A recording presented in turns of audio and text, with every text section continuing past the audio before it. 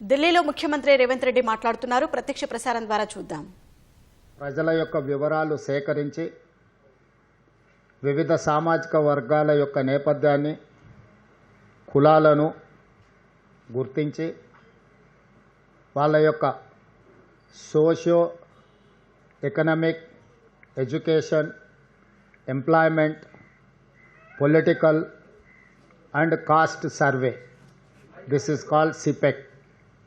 ఈ సర్వేని పూర్తి చేసుకొని తెలంగాణ రాష్ట్ర ప్రభుత్వం శాసనసభలో, క్యాబినెట్లో 2 చట్టాలను చేసి కేంద్ర ప్రభుత్వ ఆమోదానికి పంపించడం జరిగింది. విద్యా ఉద్యోగ అవకాశాలలో బలహీన వర్గాలకు 42%, స్థానిక సంస్థలు రాజకీయాలలో 42% రిజర్వేషన్లు ఇవ్వాలని 2 తీర్మానాలు చేసి కేంద్ర ప్రభుత్వానికి పంపించడం జరిగింది గవర్నర్ ద్వారా. కేంద్ర ప్రభుత్వం, తెలంగాణ రాష్ట్ర ప్రభుత్వం పంపించిన విద్యా ఉద్యోగ అవకాశాలకు సంబంధించిన 42% రిజర్వేషన్ల చట్టాన్ని, అదేవిధంగా స్థానిక సంస్థలలో రాజకీయ రిజర్వేషన్ల చట్టాన్ని ఆమోదించకుండా తాత్సారం చేస్తుంది. ఈ మధ్యకాలంలో తెలంగాణ రాష్ట్ర హైకోర్టు స్పష్టంగా ఆదేశాలు ఇచ్చింది. 90 రోజుల్లో స్థానిక సంస్థల ఎన్నికలను నిర్వహించాలి. ఆ ఎన్నికల నిర్వహణ కోసం 30 రోజుల్లో రిజర్వేషన్లను కూడా నిర్ణయించాలి అని. ఈ నేపథ్యంలో కేంద్ర ప్రభుత్వానికి మేము పంపించిన బిల్లుల యొక్క ఆమోదం కోసం తెలంగాణ రాష్ట్ర ప్రభుత్వం తరఫున, కాంగ్రెస్ పార్టీ తరఫున మా మంత్రివర్గ సహచరులు, పార్లమెంట్ సభ్యులు కలిసి లోక్సభలో ప్రధాన ప్రతిపక్ష నాయకుడైన శ్రీ రాహుల్ గాంధీ గారిని, రాజ్యసభలో ప్రధాన ప్రతిపక్ష నాయకుడైన శ్రీ మల్లికార్జున్ ఖర్గే గారిని కలిసి కేంద్ర ప్రభుత్వం మీద ఒత్తిడి తీసుకొచ్చి తెలంగాణ రాష్ట్ర ప్రభుత్వం యొక్క బిల్లుల ఆమోదం కోసం పార్లమెంటులో కేంద్ర ప్రభుత్వం మీద ఒత్తిడి చేయడానికి విజ్ఞప్తి చేయాలని చెప్పి ఈరోజు కేంద్ర ప్రభుత్వం మీద ఒత్తిడి కోసం తెలంగాణ రాష్ట్ర ప్రభుత్వం తరఫున మేము ఇక్కడికి రావడం జరిగింది. రేపు ఉదయం శ్రీ మల్లికార్జున్ ఖర్గే గారిని, శ్రీ రాహుల్ గాంధీ గారిని కలిసి మేము తెలంగాణ రాష్ట్ర ప్రభుత్వం తీసుకున్న నిర్ణయాలు, చేపట్టిన సర్వేకి సంబంధించిన అంశాలను వివరించడమే కాకుండా కేంద్ర ప్రభుత్వం మీద, భారతీయ జనతా పార్టీ మీద ఒత్తిడి తీసుకొచ్చి కేంద్ర ప్రభుత్వం మెడలు వంచైనా సరే ఎడ్యుకేషన్, ఎంప్లాయ్మెంట్లో 42% రిజర్వేషన్, స్థానిక సంస్థల ఎన్నికల్లో 42% రిజర్వేషన్ సాధించడానికి సహకరించి మా తరఫున నిలబడి ఇండియా కూటమి అలయన్స్లో ఉండే వివిధ రాజకీయ పక్షాలను కూడా సమన్వయం చేసుకొని తెలంగాణ రాష్ట్రంలో బలహీన వర్గాలకు న్యాయం చెయ్యాలి అని చెప్పి విజ్ఞప్తి చేయడానికి ఢిల్లీకి రావడం జరిగింది. రేపు ఉదయం రాజ్యసభ, లోక్సభ నాయకులకు వివరించి రేపు సాయంత్రం కాంగ్రెస్ పార్టీకి సంబంధించిన లోక్సభ, రాజ్యసభ ఎంపీలకు కూడా ఈ సర్వేకి సంబంధించిన చేపట్టిన చర్యలను మొదటి రోజు నుంచి చివరి రోజు వరకు ప్రక్రియలో చేపట్టిన వివరాలను అన్నిటిని కూడా వివిధ రాష్ట్రాలకు సంబంధించిన పార్లమెంట్ సభ్యులకు వివరించాలని ఈరోజు నిర్ణయం తీసుకున్నాము. తద్వారా 2026 సంవత్సరంలో కేంద్ర ప్రభుత్వం చేపట్టబోయే జనగణనలో కులగణనను చేర్చాలి. కేంద్ర ప్రభుత్వాన్ని ఖచ్చితంగా ఒత్తిడి తీసుకొచ్చి ఈ దేశ జనాభాను మొత్తం 100 సంవత్సరాల నుంచి ఎదురు చూస్తున్న జనగణనలో కులగణనను చేర్చడానికి అవసరమైన ప్రణాళికలు కూడా సిద్ధం చేయడానికి రేపు సాయంత్రము వివిధ రాష్ట్రాలకు సంబంధించిన పార్లమెంట్ సభ్యులకు ఏ విధంగా ఈ జనగణనలో కులగణనను చేపట్టవచ్చు, తెలంగాణ రాష్ట్రం చేపట్టిన అన్ని వివరాలను కూడా వాళ్ళకి వివరించి ఈ దేశానికే తెలంగాణ రాష్ట్రం ఒక మోడల్గా, Telangana model socio economic, education, employment, political and caste survey ఒక రోల్ మోడల్గా ఈ దేశానికి ఈరోజు మేము ఒక దిక్సూచిగా నిలబడదలుచుకున్నాం. దానికి సంబంధించి కేంద్ర ప్రభుత్వం మీద ఒత్తిడి తీసుకురావడానికి కార్యాచరణను తీసుకున్నాము. అందుకే ఈరోజు 30 రోజుల్లో హైకోర్టు ఆదేశాల మేరకు స్థానిక సంస్థల రిజర్వేషన్లను నిర్ణయించి 90 రోజుల్లో సెప్టెంబర్ 30 తారీఖు లోపల జిల్లా పరిషత్ ఎంపీటీసీ సర్పంచుల యొక్క ఎన్నికలు నిర్వహించాలని తెలంగాణ రాష్ట్ర ప్రభుత్వం కృతనిశ్చయంతో ఉంది. దాన్ని సాధించాలి అంటే కేంద్ర ప్రభుత్వం మా రిజర్వేషన్లను ఆమోదించాలి. కేంద్ర ప్రభుత్వం ఆమోదించాలి అంటే కేంద్ర ప్రభుత్వం మీద ఒత్తిడి తీసుకురావాలి. కేంద్ర ప్రభుత్వం మీద ఒత్తిడి తేవాలి అంటే పార్లమెంట్ సమావేశాలు జరుగుతున్నాయి. కాబట్టి ప్రధాన ప్రతిపక్ష నాయకులను కలిసి వీలైతే ఇండియా కూటమికి సంబంధించిన ఇతర రాజకీయ పార్టీలను కూడా సమన్వయం చేసుకొని ఈ రిజర్వేషన్లను సాధించి బలహీన వర్గాలకు న్యాయం చేయాలని ఈ పర్యటన చేపట్టినాం. మీడియా మిత్రుల సహకారాన్ని కూడా తెలంగాణ రాష్ట్ర ప్రభుత్వం ఆశిస్తున్నది. జాతీయ స్థాయిలో చర్చ జరగాల్సిన అవసరం ఉన్నది. జాతీయ స్థాయిలో బీజేపీ ప్రభుత్వాన్ని, ఎన్డీఏ కూటమిని ఈరోజు మనందరం కూడా నిలదీయాలి. తద్వారా కొన్ని దశాబ్దాలుగా అణచివేతకు లోనవుతున్న బలహీన వర్గాలకు న్యాయం చేయాలని, ఏదైతే సోషల్ జస్టిస్ చేయాలని ఈరోజు రాహుల్ గాంధీ కాంగ్రెస్ పార్టీ అనుకుంటుందో దానికి సహకరించాల్సిందిగా విజ్ఞప్తి చేస్తున్నాం.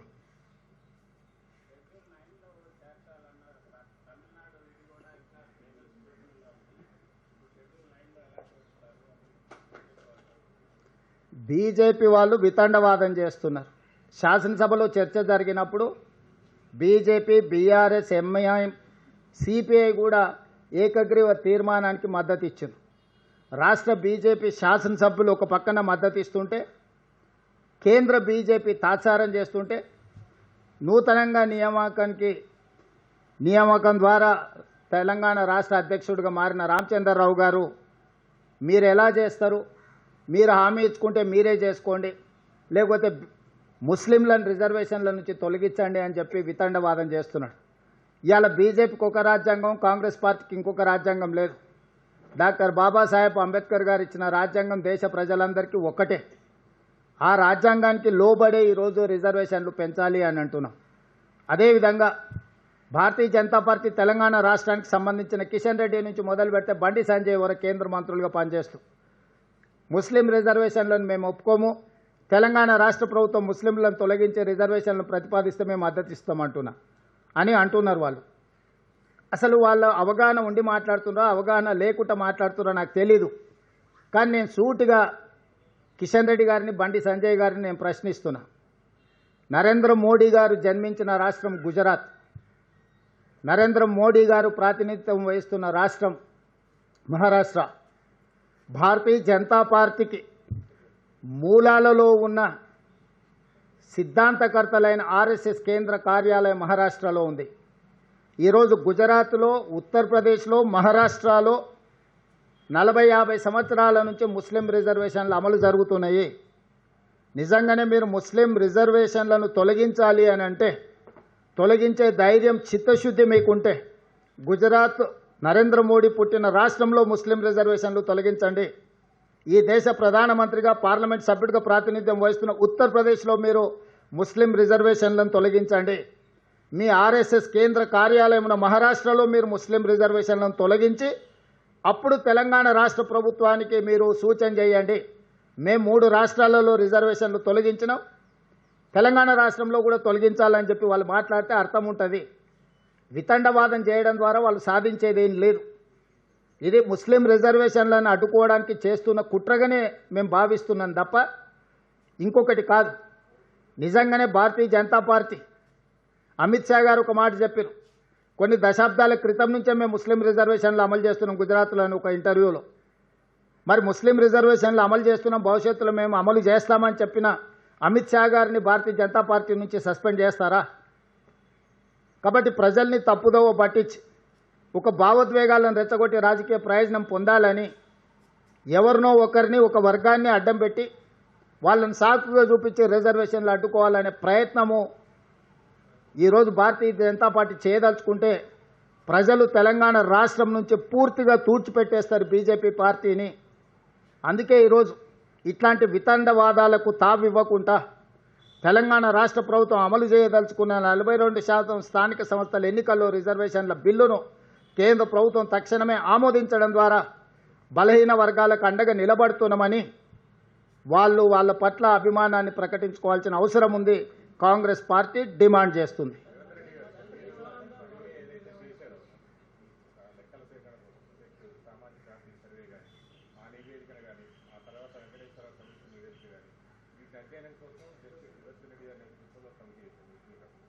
వాళ్ళు కూడా స్టడీ చేసే రిపోర్ట్ వీటిని ఏమిటి కూడా నివేదికల్ని బహిరంగపరచకుండా అసలు ఏం లెక్కలు తెలిసి ఏంటి అనేది తెలియకుండానే రాష్ట్ర ప్రభుత్వం అంటే చిత్తశుద్ధి లేకపోవడం వల్ల ఈ నివేదికలు బయటపడలేదు, ఏదో చేయాలనుకొని హడావుడి చేస్తున్నా తప్ప సిన్సియారిటీ లేదనేటువంటి విమర్శ. తెలంగాణ రాష్ట్ర ప్రభుత్వం చేసిన సర్వేల మొత్తాన్ని శాసనసభలో ప్రవేశపెట్టి పూర్తి స్థాయిలో చర్చకు అవకాశం ఇచ్చినాము. పర్సనల్ డేటా ప్రైవసీ యాక్ట్ ప్రకారం డిస్క్లోజ్ చేయడానికి వీల్లేదు. వ్యక్తుల యొక్క సమాచారాన్ని బహిరంగపరచకూడదు. వ్యక్తులకు సంబంధించిన సమాచారాన్ని బహిరంగపరచలేదు. మేము స్పష్టంగా చెప్పినాం. సర్వేల తర్వాత 56.4% బీసీలు ఉన్నారు, 17.45% ఎస్సీలు ఉన్నారు, 10.8% ఎస్టీలు ఉన్నారు, 10.9% ఉన్నత వర్గాలు ఉన్నారు. దాదాపుగా తెలంగాణ రాష్ట్రంలో దాదాపుగా 4% ప్రజలు మాకు ఏ కులము లేదు అని డిక్లేర్ చేసిండ్రు. ఇది ఒక new phenomena. 3.9% they have declared we don't have any caste. They have not declared their caste. This is very new phenomena in Telangana state. So ప్రతి వివరాలను అక్కడ పెట్టినాం. శాసనసభలో చర్చ పెట్టినాం. ఇప్పుడు మేమేమైతే ఇండిపెండెంట్ ఎక్స్పర్ట్స్ అడ్వైజరీ కమిటీ చేసినామో వాళ్ళు 3 రోజుల క్రితం నివేదిక ఇచ్చిండ్రు. ఈ నివేదికను మంత్రివర్గంలో చర్చించి రాబోయే శాసనసభలో ప్రవేశపెట్టి ప్రజలకు పూర్తి వివరాలను అందజేస్తాము. ఒక ఎక్స్పర్ట్స్ కమిటీ ఒక రిపోర్ట్ ఇస్తే ఆ రిపోర్ట్ను జస్ట్ లైక్ దట్ రోడ్డు మీద పెట్టడానికి వీల్లేదు. ఫస్ట్ మంత్రివర్గానికి చెప్పాలి, మేము అది బాధ్యత. మంత్రివర్గంలో చర్చించిన తర్వాత శాసనసభకు చెప్తాం. మేము శాసనసభకు జవాబుదారీతనము. ఏ ఏ ఏ లెక్కల ప్రకారం కూడా ముస్లింల లెక్కలన్నీ, హిందువుల లెక్కలన్నీ, ఇతర సామాజిక వర్గాల లెక్కలన్నిటినీ రాష్ట్ర ప్రభుత్వం తేల్చింది. ఈరోజు ఎవరికి ఎలాంటి అనుమానాలు లేవు. కొద్దిమంది రాజకీయ పార్టీ నాయకులకు మాత్రమే బీసీ రిజర్వేషన్లను అడ్డుకోవాలనుకునేటోళ్ళు మాత్రమే ఇట్లాంటి అనుమానాలు లేవనెత్తుతున్నారు. మళ్ళీ వానాకాల సమావేశాలు, శాసనసభ సమావేశాలు పెడతాం. మీ పార్టీలకు ప్రాతినిధ్యం ఉంది. మీరు సభలో చర్చించండి, ప్రశ్నించండి, వివరాలు అడగండి. మేము శాసనసభకు జవాబుదారీతనంగా పనిచేస్తాము. వీధి సమావేశాలలో మాట్లాడే ప్రతి మాటకు మేము జవాబు ఇవ్వలేము. భారతీయ జనతా పార్టీకి, బీఆర్ఎస్కు శాసనసభలో ప్రాతినిధ్యం ఉంది. వాళ్ళంతా సభలో వచ్చి వాళ్ళు మాట్లాడవచ్చు, వాళ్ళు అడగవచ్చు, వాళ్ళు అడిగిన వివరాలు ఇస్తాం. పర్సనల్ డేటా ఇవ్వడానికి వీల్లేదు. డేటా ప్రైవసీ యాక్ట్ ప్రకారం వ్యక్తుల యొక్క వ్యక్తిగత వివరాల గోప్యత రాష్ట్ర ప్రభుత్వం పాటిస్తుంది. ఇవ్వవలసిన సమాచారాన్ని మొత్తం సభలో ప్రవేశపెట్టినాం.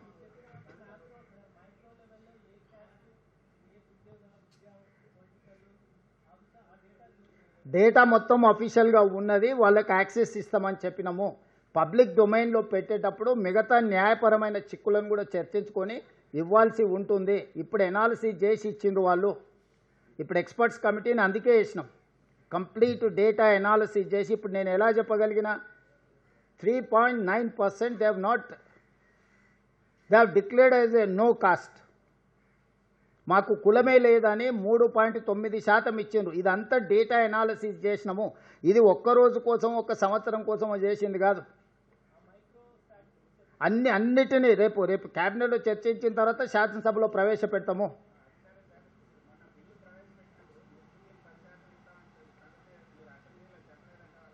ఏంది?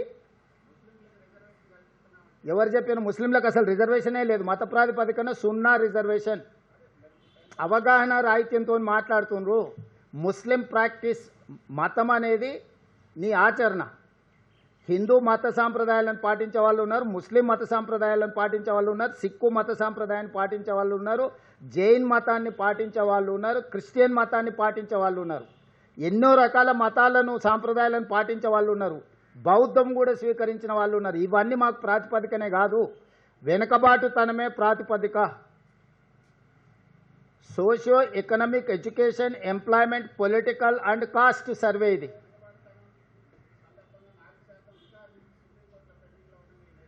ఎవరు చెప్పారండి? ముస్లిం రిజర్వేషన్ ఎప్పటి నుంచో ఉంది. ఈ గ్రూప్ మాత్రమే 4.8. That is not for Muslims, that is for backward caste. మీ ఇంటర్ప్రిటేషన్లోనే, మీ అనువాదంలోనే తప్పులు ఉన్నాయి. గతంలో ఏబిసిడి ఉండేది, ఇప్పుడు ఈ యాడ్ అయింది. ఏబిసిడిలో దూదేకులు ఎప్పటి నుంచో రిజర్వేషన్ ఉంది, మీకు తెలుసు కదా? తెలుసా మీకు? చాలామంది ఉన్నారు. 1979 నుంచి రిజర్వేషన్లు ఉన్నాయి ముస్లింలకు. చాలా కులాలు ఉన్నాయి, నా దగ్గర పూర్తి డేటా ఉంది. ఏ ఏ ఏ సామాజిక వర్గాలు ఉత్తరప్రదేశ్లో ఉన్నాయో నేను చదివి వినిపిస్తాను, ఎన్ని కులాలు ఉత్తరప్రదేశ్లో ఉన్నాయో. అంటే బీజేపీ వాళ్ళు మొండివాదన తొండివాదన చేయడానికి బయలుదేరారు. మధ్యప్రదేశ్లో 87 కులాలు ఉంటే దీంట్లో దాదాపుగా వీళ్ళకు 38 కులాలు ముస్లింలకు సంబంధించిన ఉపకులాలు బీసీ రిజర్వేషన్లు అనుభవిస్తున్నారు మధ్యప్రదేశ్లో. ఉత్తరప్రదేశ్లో 5 ముస్లిం కులాలు అనుభవిస్తున్నారు. ఫకీర్, మెమెన్, ముస్లిం కాయస్, హజాం, షేక్, సర్వారి. ఈ ముస్లిం కులాలు ఉత్తరప్రదేశ్లో నరేంద్ర మోడీ ప్రాతినిధ్యం వహించే రాష్ట్రంలో ఉన్నారు. గుజరాత్లో 28 కులాలు ఉన్నాయి. మొత్తం చదివినిపిస్తామంటే వినిపిస్తా. అదేవిధంగా బీహార్లో ప్రతి దగ్గర, మహారాష్ట్రలో ఈరోజు తొండివాదన చేయడానికి బీజేపీ వాళ్ళు బయలుదేరినరు. మొత్తం రీసెర్చ్ అనాలిసిస్ ఉన్నది నా దగ్గర.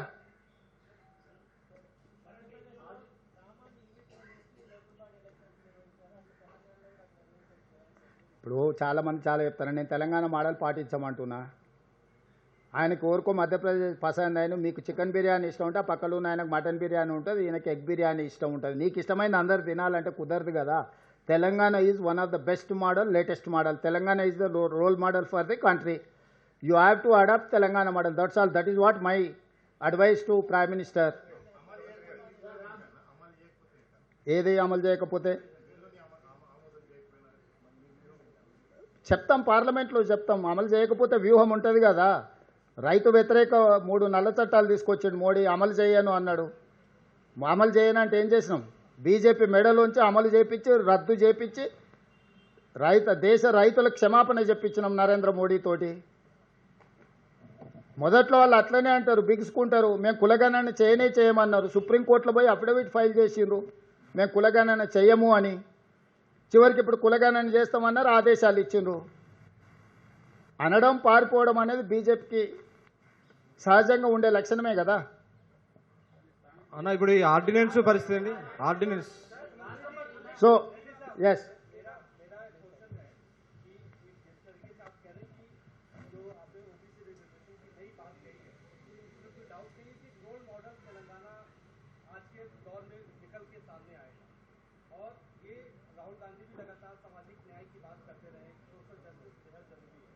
सोशल जस्टिस बेहद जरूरी है, उसको लेके आपने एक बड़ा फैसला लिया है। 23% से लेके 42% तक की आपने बात कर दी है। दिल्ली में कल आप पार्टी आला कमान के नेताओं से भी मुलाकात करने वाले हैं, जहां पे तमाम बड़े नेता शामिल होंगे। आपने पहले अपने भाषणों में कहा कि सोनिया जी का विजन हम तेलंगाना में आगे लेकर बढ़ाएंगे। सोनिया अम्मा कह के हमेशा आप बुलाते हैं, उनको रहें। सवाल ये है कि किस तरीके से कल अपने आला कमान को ये सारी बातों को बताएंगे, और तेलंगाना के भीतर जो आप करने जा रहे हैं ये कितना बड़ा गेम चेंजर होगा? तो मैं एक बात साफ कहना चाहता हूँ, इसीलिए हम तेलंगाना राज्य सरकार के तरफ से हमारे मंत्रीगण के साथ साथ हमारे लोकसभा राज्यसभा एमपीओं के साथ साथ कल हम लोग leader of opposition in Lok Sabha Rahul Gandhi ji से, leader of opposition in Rajya Sabha Mallikarjun खड़गे जी से कल सवेरे हम लोग मिलने वाले हैं। क्योंकि फरवरी 4, 2024 में हम शुरुआत किए, फरवरी 4, 2025 में हम कंप्लीट किए। जनगणना में जाति गणना हम लोग पूरे किए। इसीलिए तेलंगाना राज्य ने ये फैसला किया, February 4 is social justice day. Every year February 4 we are going to celebrate as a social justice day. We have done meticulously, scientifically, and we have passed a resolution, we have passed a bill 42% education employment में OBC reservation देने के लिए, और politics in local bodies 42% reservation के लिए हम bill बनाए। ये 2 बिल गवर्नर के थ्रू केंद्र सरकार को हम भेज दिए। बहुत महीने हो गए, केंद्र सरकार ने इसके बारे में कुछ फैसला नहीं कर रहा है। इसीलिए अभी लोकसभा राज्यसभा चल रहा है, इसीलिए सड़क से लेकर संसद तक लड़ने के लिए हम तैयार होकर तेलंगाना राज्य से हम सब लोग दिल्ली आ चुके हैं। कल सवेरे हम लोग राहुल जी, खड़गे जी से मिलकर हम ये गुजारिश करेंगे कि लोकसभा और राज्यसभा में हमारा मदद आए, और शाम को 5 बजे हम लोग पूरा लोकसभा और राज्यसभा कांग्रेस के एमपीओं को जो प्रोसेस ने हम लोग अडॉप्ट किए, जो मेटिकुलस हम काम किए, उसके बाद जो डेटा पूरा हम लोग असेंबली में बोलकर बिल बनाने के बाद हम लोग एक independent expert advisory committee headed by justice Sudarshan Reddy and different experts को एक कमिटी बनाए। ये डेटा पूरा उन लोगों को दिए, डेटा एनालिसिस किए, और एनालिसिस के साथ साथ हमको सुझाव दे आगे हम कैसे कार्रवाई चलाना है। तो उन लोग भी सुझाव दिए, आने वाले कैबिनेट में हम लोग उसका अप्रूवल लेकर असेंबली में चर्चा में लागू करेंगे। उसके आगे हम लोग welfare, development, education, health and political reservation के लिए ये डेटा हम लोग इस्तेमाल करने वाले हैं। इसीलिए आज केंद्र सरकार ने हमें बात नहीं मान रहा है, इसीलिए हम लोग पूरा विपक्ष के नेताओं को पूरा जमा करके लोकसभा और राज्यसभा में हम लोग भारतीय जनता पार्टी सरकार, एनडीए सरकार को हम लोग वहां पर जवाब दिए जैसा, हमारे बिल पास किए जैसा हम लोग लोकसभा राज्यसभा में कार्याचरण लेने वाले हैं। इसीलिए हम लोग दिल्ली आए, विपक्ष के नेता लोगों से हम मिल रहे हैं। कल कांग्रेस पार्टी को और दूसरे पक्षों का नेता लोगों से हम मिलकर हम ये रिक्वेस्ट कर देंगे, तेलंगाना मॉडल जो बनाया जनगणना में जाति गणना, वो मॉडल केंद्र में लागू करना। और तेलंगाना में, क्योंकि पिछले महीने में तेलंगाना हाई कोर्ट हम लोगों के जजमेंट दिया हुआ है, 30 दिन में लोकल बॉडी में रिजर्वेशन तय करो, 90 डेज में चुनाव पूरे करो। तो हम लोग 30 दिन में 42% देना है तो पहले बिल पास होना। इसीलिए हम लोग दिल्ली आए, हम मदद मांग रहे हैं। पत्रकारों से भी हमारा गुजारिश है कि आप लोग पूरा मदद करो। ये किसी व्यक्ति के लिए नहीं, ये जाति के लिए 100 साल के बाद 1931 में ब्रिटिशर्स ने किए, उसके बाद हम लोग ने किया, तेलंगाना ने किए। 100 साल के बाद ये मुद्दा आए, ये मुद्दा को हम अमल किए। जब मंडल कमीशन आया, पूरी तरीका से मंडल कमीशन लागू नहीं हुए। मंडल कमीशन भी रिपोर्ट दिया हुआ है ये ओबीसी बैकवर्डनेस के बारे में, मगर तब पॉलिटिकल क्राइसिस कुछ था। मगर आज के तारीख में हम लोग सब तैयार होकर आने वाले दिनों में केंद्र सरकार को कैसे जवाब देना, केंद्र सरकार से हमारा जो काम है काम लेना, उसके लिए हमारा रणनीति तैयार है। वही हिसाब से हम लोग आगे लड़ने वाले। आगे हम लोग ओबीसी रिजर्वेशन लागू करेंगे। 2029 Lok Sabha elections is the litmus test for OBC reservation बढ़ाने के लिए। पहले केंद्र सरकार ने कहा जनगणना में हम जाति गणना नहीं करेंगे, सुप्रीम कोर्ट भी एफिडेविट दिया हुआ था, मगर तेलंगाना में हम ये करके दिखाए। उसके बाद केंद्र सरकार ने उनके सोचधारे को बदल लिए। आज 2026 जाति गणना में जनगणना में जाति गणना के लिए अभी आदेश दिया हुआ है। तो इसीलिए रिजर्वेशन बढ़ाने का दूसरा जिम्मेदारी। अभी तक जनगणना में जाति गणना करने के लिए केंद्र सरकार तैयार नहीं था, मगर तेलंगाना में हम लोग ये काम करके दिखाए, कैसे करना, एक रोड मैप बना दिए, रास्ता दिखाए। By compulsion government of India has agreed to accept this caste census including caste. तो आगे हम रास्ता दिखाएंगे। अगर रास्ता खो गए तो मोदी जी सरकार ने हम रास्ता दिखाएंगे, हम टार्च बेरर बनेंगे। जो राहुल गांधी ने वादा किया है वो सोने का लकीर है। जब भारत जोड़ो में कन्याकुमारी से लेकर कश्मीर तक 150 दिन 4000 किलोमीटर पदयात्रा में तेलंगाना में 25 दिन राहुल गांधी ने पदयात्रा किया था, कुछ कम 400 किलोमीटर। तब वादा किया था तेलंगाना जनता को, कांग्रेस का सरकार बना दो, हम लोग तेलंगाना राज्य में जनगणना में जाति गणना करने के लिए। राहुल गांधी वादे के ऊपर तेलंगाना राज्य में हम लागू किए। फरवरी 4 तारीख 2024 में हम शुरू किए, फरवरी 4 2025 में हम पूरा किए। फरवरी 4 is social justice day for Telangana state. तो भारतीय जनता पार्टी कुछ भी बोलने दो, कुछ भी बहाना बोलने दो। कुछ लोग बोल रहे हैं मुस्लिम रिजर्वेशन निकाल दो, इसमें से 10% मुस्लिम को हटा दो, हम मदद देंगे। मैं सीधा सीधा बीजेपी नेता लोगों को सवाल करना चाहता हूं, नरेंद्र मोदी जी का जो जन्म लिए गुजरात में, आज के तारीख में नरेंद्र मोदी जी जहां से लोकसभा रिप्रेजेंटेशन कर रहे हैं उत्तर प्रदेश से, और जहां पर आरएसएस केंद्र कार्यालय महाराष्ट्र नागपुर से, 3 राज्यों में आप मुस्लिम को हटा दो। 3 राज्य सरकार आप कहिए, गुजरात, उत्तर प्रदेश एंड महाराष्ट्र, 3 के 3 आपका ही सरकार है। 2 जगह से, एक जगह में मोदी जी जन्म लिए, दूसरे जगह में रिप्रेजेंट कर रहे हैं, तीसरे जगह में आरएसएस है, आरएसएस नेशनल हेडक्वार्टर्स है। अगर हिम्मत है तो आप लोग ये 3 राज्यों में मुसलमानों का रिजर्वेशन हटा के दिखाओ। भटकाने के लिए बात मत बोलो, चुनाव के लिए ऐसे कहानी मत सुनाओ।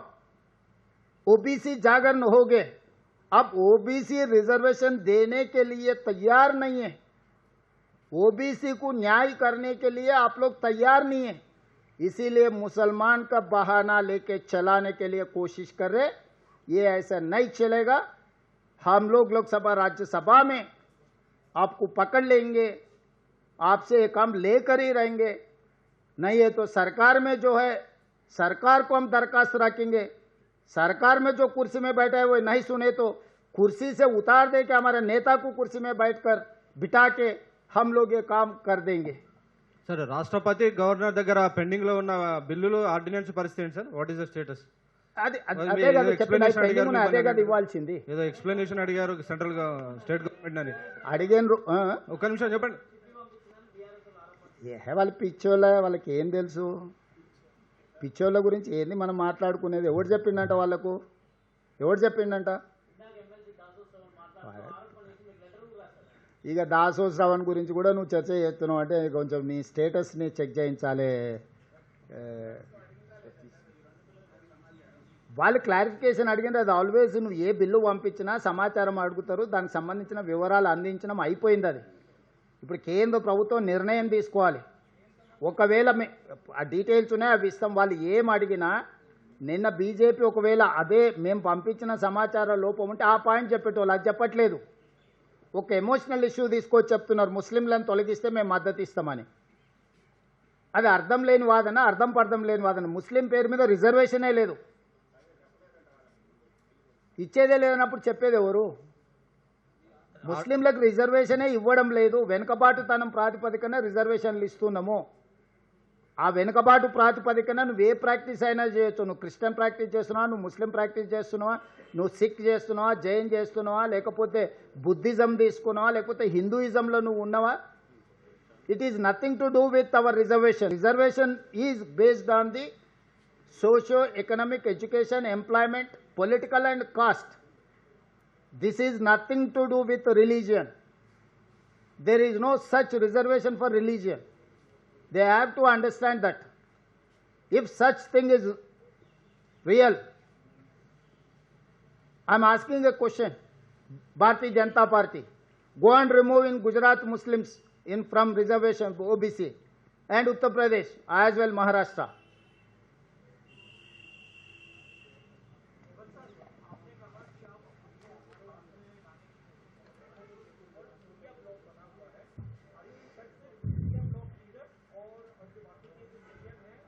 हमारे एमपी लोग, हमारे लोग चर्चा करेंगे, क्योंकि पहले हमारे नेता को पहले बोलने के बाद नेता से और पार्टी से एडवाइस लेके, परमिशन लेके और बाकी पॉलिटिकल पार्टियों से हम नेगोशिएट करेंगे, अब उनका मदद लेंगे। क्योंकि पिछले पार्लियामेंट सेशन के समय पर हम लोग जनता मंदिर में धरना किए थे, तब 16 पार्टी के नेतृत्व में कुछ कम 55 एमपी लोग वहाँ पर हाजिर हुए थे।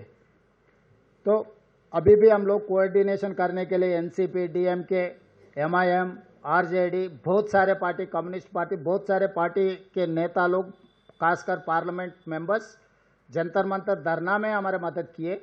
तो आगे भी ये एक दिन में काम होने वाले नहीं है, एक दिन में एनडीए सरकार सुनने वाले नहीं है। చూద్దాం, ఇంకా ఎత్తుగడలు ఉంటాయి కదా.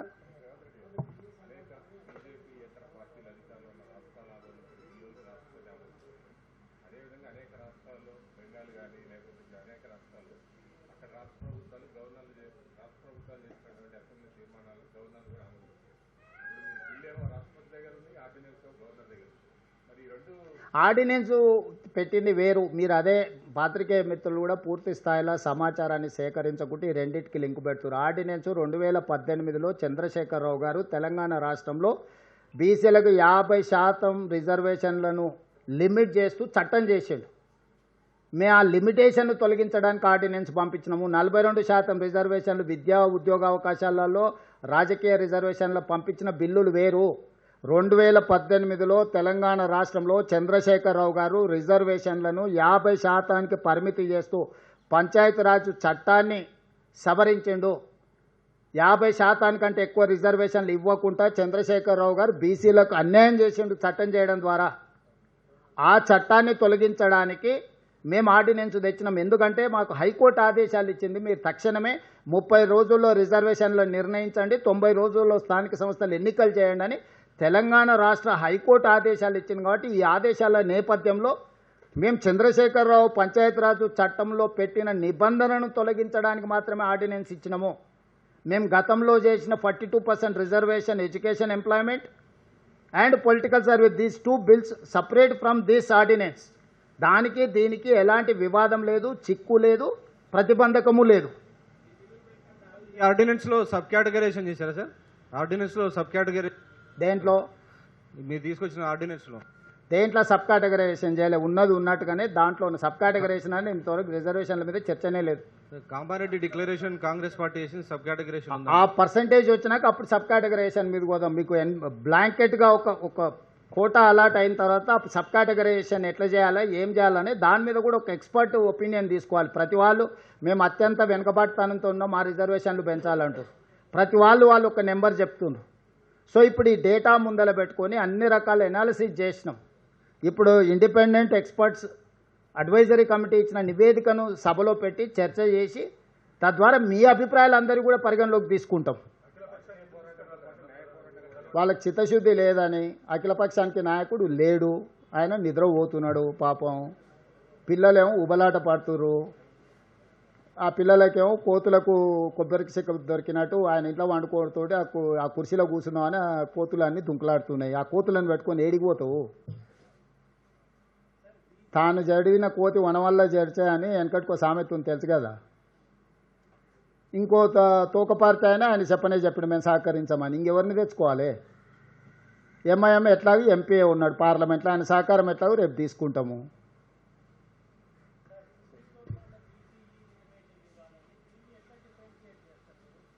సుప్రీంకోర్టు పరిధిలో ఉన్న చట్టం చేస్తే సుప్రీంకోర్టు ఎందుకు అడ్డం వస్తుంది? కరెక్టే విజయభాస్కర్ గారు, మీరు నా పాయింట్ అర్థం చేసుకుంటలేరు. మనం చట్టం చేసుకుంటే చట్టం ఒకటి ఉంటే అక్కడ అమలు జరుగుతున్నది ఇంకొకటి అయితే కోర్టు ఇంటర్వ్యూన్ అవుద్ది. నువ్వు చట్టమే చేసుకున్న తర్వాత ఆ రిజర్వేషన్ ఏంది? 50% పరిమితి దాటొద్దని, అవునా? 50% లోపల ఉండాలనే కదా వాళ్ళు చెప్పింది. అదే చెప్తున్నా, అదే అట్లాంటి ముస్లిం రిజర్వేషనే లేదు, అదే చెప్పిండ్రు వెనుకబాటుతనం అని. 50% అనే పరిధి కూడా దాటిపోయింది. ఈడబ్ల్యూఎస్ రిజర్వేషన్ 10% ఎప్పుడైతే ఇచ్చారో మీరు చెప్పిన 50% అనే సూత్రమే వర్తించదు. 50% అనే మూల సూత్రం ఏదైతే ఉందో అది కాలం చెల్లిపోయింది. ఎప్పుడైతే పార్లమెంట్లో ఈడబ్ల్యూఎస్ 10% రిజర్వేషన్ ఇచ్చిందో ఆ 50%కి 10% తోడైంది. ఆల్రెడీ 60% రిజర్వేషన్ అమలు జరుగుతుంది.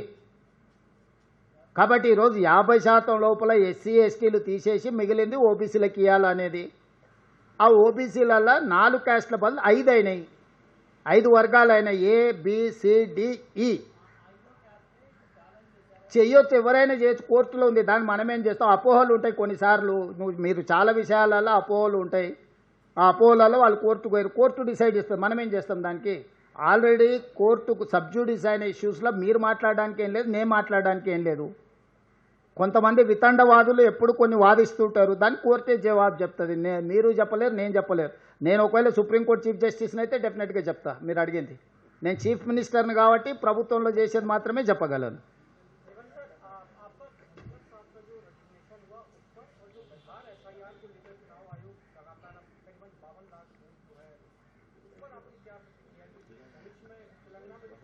नहीं, जो धनखड़ जी का रिजिग्नेशन अब किस लिए किया मुझे पता नहीं, वो अनफॉर्चुनेट। दूसरी बात, vice president of India Telangana को देना है, क्योंकि पिछले बार हमारा वेंकैया नायडू था, राष्ट्रपति बनाने के लिए चर्चा हुए, उनका अन्याय किए, वापस भेज दिए दिल्ली से, घर खाली करवा दे के तेलुगु भाषा बोलने वाले को आप घर वापसी कर दिए।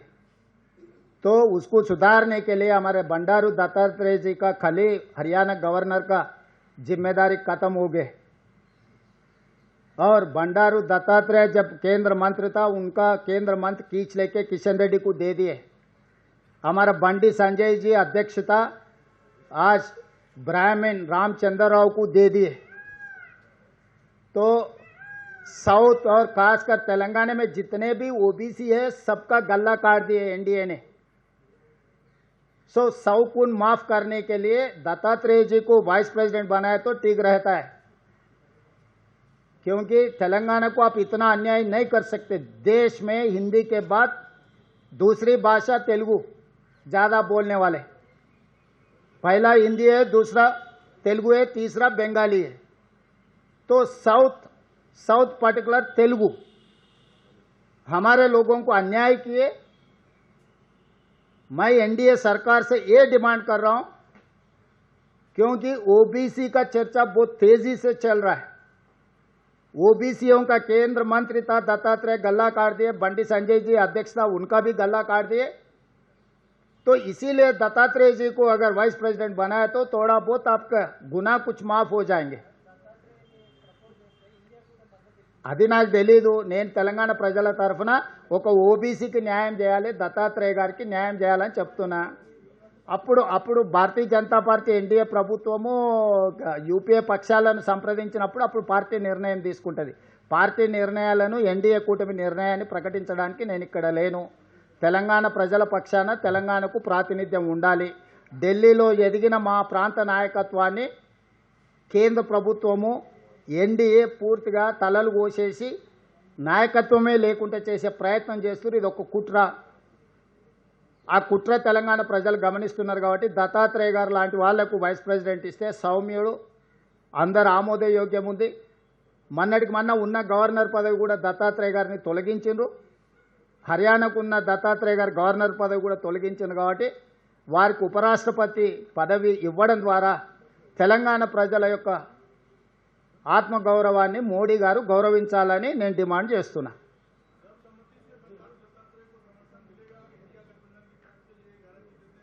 अभी मोदी जी खत मुझे लिखे तो मैं जरूर जाके पूछूंगा कि एनडीए अलायंस से चलो भाई, हमारा तेलंगाना वासी है, दत्तात्रेय ठीक ठाक आदमी है, इनको मदद करने के लिए मैं कोशिश करूंगा। मगर मैं वादा नहीं कर सकता हूं, क्योंकि ये एआईसीसी लेवल पे चर्चा करना है। AICC has to decide all this such thing. This is not in my purview, but definitely on behalf of Telangana, definitely I will request my leadership. తెలియదు, అవన్నీ పార్టీ నిర్ణయం తీసుకోవాలి। కాంగ్రెస్ తెలంగాణ ఎంపీలు, కేరళ ఎంపీలు ఇట్లా సపరేట్ ఉండరు। కాంగ్రెస్ ఎంపీలు అంటే కాంగ్రెస్ ఎంపీలు, కాంగ్రెస్ పార్టీ నిర్ణయం తీసుకుంటుంది। రాబోయే స్థానిక సంస్థల ఎన్నికల్లో డీలిమిటేషన్ వల్ల దక్షిణ రాష్ట్రాలకు అన్యాయం జరుగుతుంది, జనాభా నియంత్రణ వల్ల। సో రాబోయే స్థానిక సంస్థల ఎన్నికల్లో ఈ ఇద్దరు పిల్లలు ఉంటే స్థానిక సంస్థల ఇద్దరు పిల్లల కంటే ఎక్కువ ఉంటే స్థానిక సంస్థల్లో పోటీ చేయడానికి అనాథులు అనేటువంటి నిబంధనని ఎత్తేసేటువంటి అవకాశం ఉంది। ఆలోచన చేద్దాం, సీరియస్గా ఆలోచన చేస్తున్నా। మా పార్టీలో 5 మంది పిల్లలు ఉన్న వాళ్ళకుంటే వాళ్ళకి మొదటి ప్రాధాన్యత ఇస్తా టికెట్ ఇచ్చేటప్పుడు। बोलो क्या बोल रहा?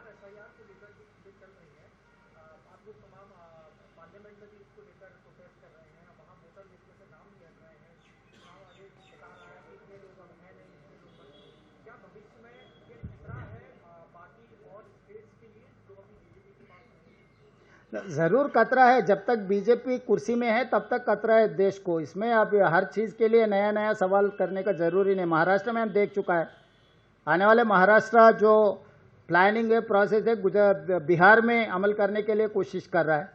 जब तक एनडीए सरकार, खासकर बीजेपी सरकार केंद्र में रहेगा, तब तक भी देश को खतरा है। इस देश को खतरे से हटाना है तो एनडीए सरकार को हटा देना, ये एक ही इसका सॉल्यूशन। Thank you.